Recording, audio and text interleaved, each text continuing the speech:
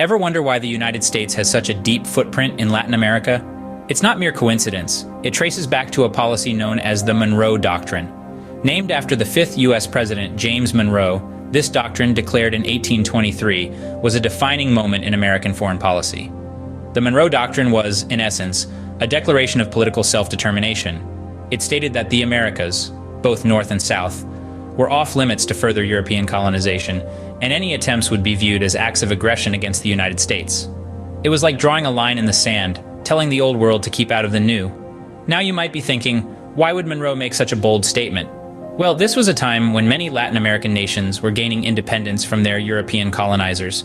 The United States, fresh from its own struggle for independence and eager to assert its newfound power, wanted to ensure that these newly independent nations would not fall back under European control.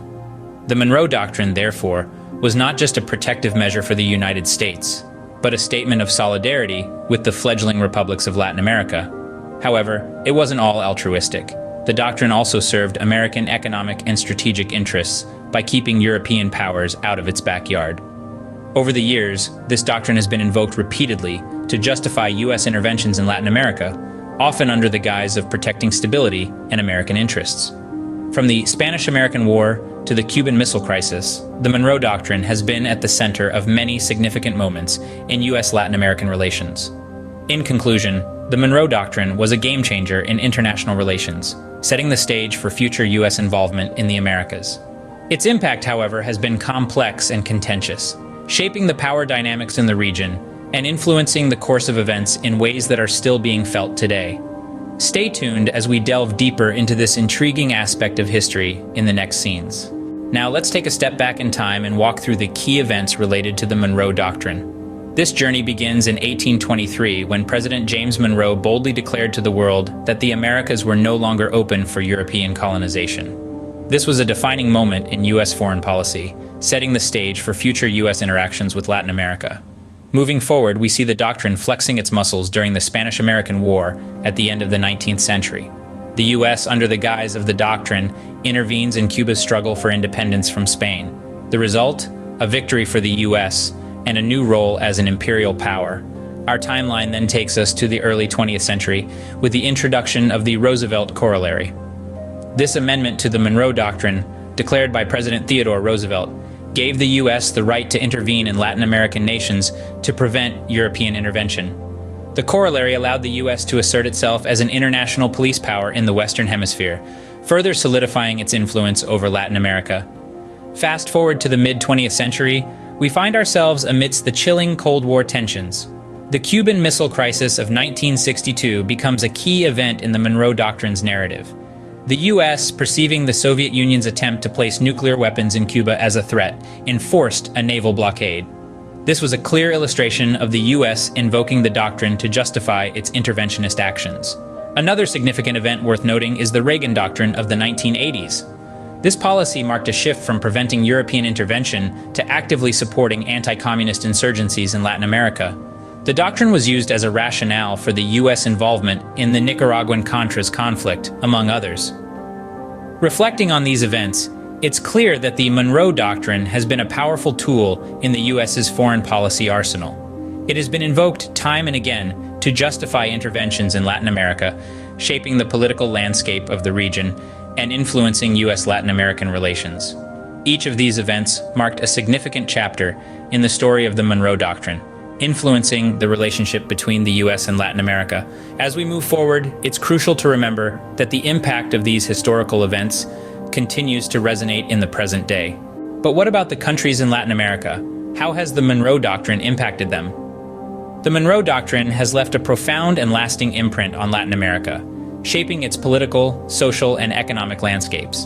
In essence, the doctrine has been a double-edged sword. On one hand, it has shielded Latin America from European interference, but on the other, it has paved the way for U.S. intervention. The doctrine has had a profound influence on Latin America's political scene. It has been used time and again to justify U.S. intervention in the region, often under the banner of maintaining stability.